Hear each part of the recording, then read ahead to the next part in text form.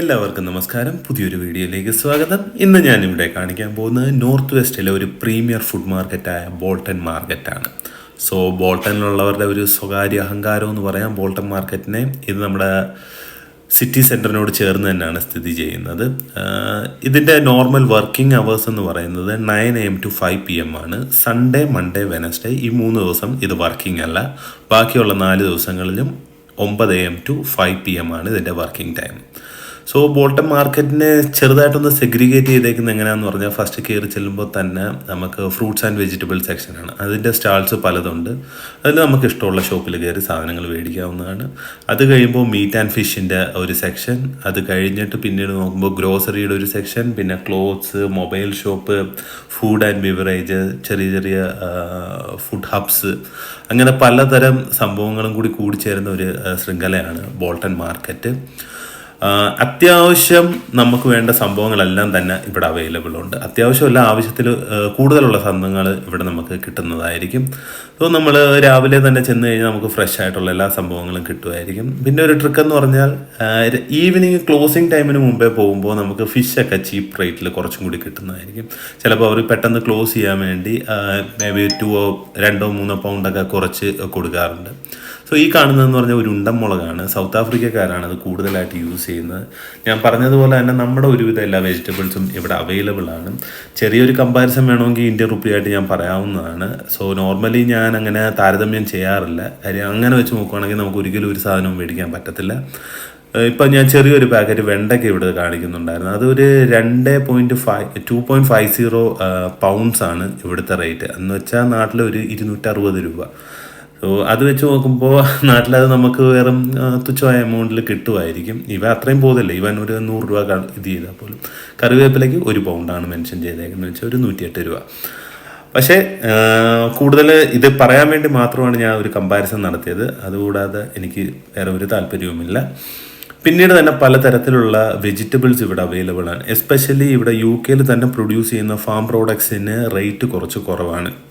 Especially നമ്മുടെ carrot, beetroot, potato ഇങ്ങനെയുള്ള items ഇവിടെ തന്നെ കൃഷി ചെയ്യുന്ന കാരണം അതിനൊക്കെ റേറ്റ് കുറവാണ്. ബാക്കി ഇമ്പോർട്ട് ചെയ്യുന്നതിനെല്ലാം അത്യാവശ്യം കുറച്ച് റേറ്റ് ഉണ്ട്. അവിടെ കണ്ടത് നമ്മുടെ കപ്പയാണ്. അത് കൂടുതൽ കെനിയെന്ന് വന്നേക്കുന്ന സംഭവമാണ്. കസാവോ എന്ന് പറയും. ഇത് നമ്മുടെ പാഷൻ ഫ്രൂട്ട്. ഇത് സീസണലായിട്ട് വന്നതാണ്. ഒരു പീസിന് 150 പൗണ്ട്സ് ആണ് ചാർജ്. ഏകദേശം 160 രൂപ ഒരെണ്ണത്തിന്. ഇത് റാഡിഷാണ്. അത്യാവശ്യം നമുക്ക് വേണ്ട ഫ്രഷ് ആൻഡ് ഫ്രൂട്ട്സും വെജിറ്റബിൾസും ഇവിടെ അവൈലബിൾ ആണ്. നമുക്ക് വേണ്ടുന്ന അത്യാവശ്യ കാര്യങ്ങളെല്ലാം നമുക്ക് എടുക്കാവുന്നതാണ്.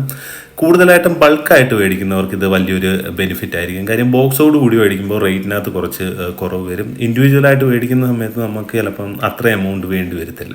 അങ്ങനെ വരുമ്പോൾ അതിൻ്റെ റേറ്റിന് ചെറിയൊരു മാറ്റം ഉണ്ടാവാറുണ്ട്. അങ്ങനെ അത്യാവശ്യം വേണ്ട സംഭവങ്ങളെല്ലാം അവിടുന്ന് ഞങ്ങൾ എടുത്തതിന് ശേഷം ഓരോ സെക്ഷനിലോട്ട് കവർ ചെയ്യാവുന്നതായിരുന്നു വെച്ചിരുന്നത്. ഇതേപോലെ തന്നെയാണ് പല ടൈപ്പിലുള്ള സംഭവങ്ങളുണ്ട്. ഇപ്പം സ്പിനാച്ച്, മിൻറ്റ്, കൊറിയാണ്ടർ അതിൻ്റെയൊക്കെ ഒരു സെക്ഷനാണത്. പിന്നെ അങ്ങനെ പോയപ്പോഴാണ് നമ്മുടെ മത്തങ്ങ ഇരിക്കുന്നത്. എന്തായാലും വന്നതല്ലേ ഒരു മത്തങ്ങയും കൂടി എടുത്തേക്കാമെന്ന് പറഞ്ഞ് അതും കൂടി എടുത്തിട്ടുണ്ടായിരുന്നു.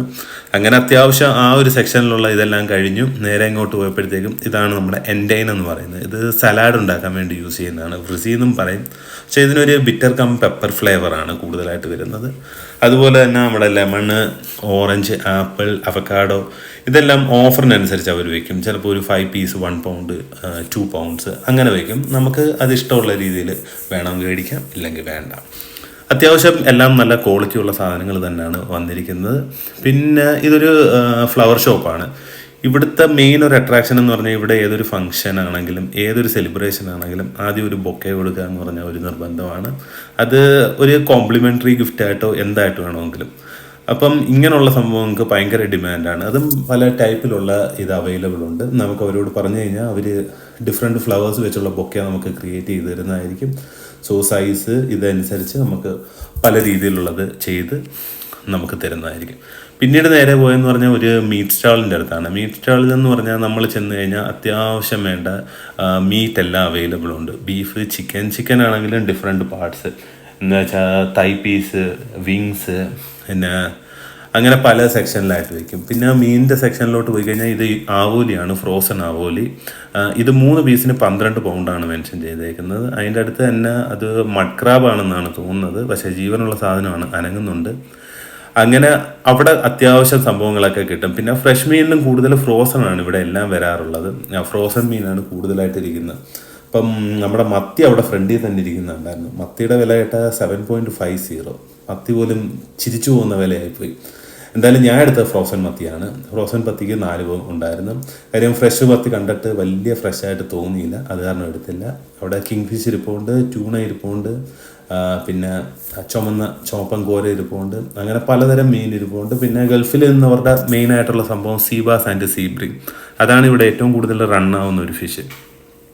അപ്പം ടോണിക്കുട്ടനെയും കൊണ്ടാണ് പോയത്. അവയിരുന്ന് ഉറങ്ങി.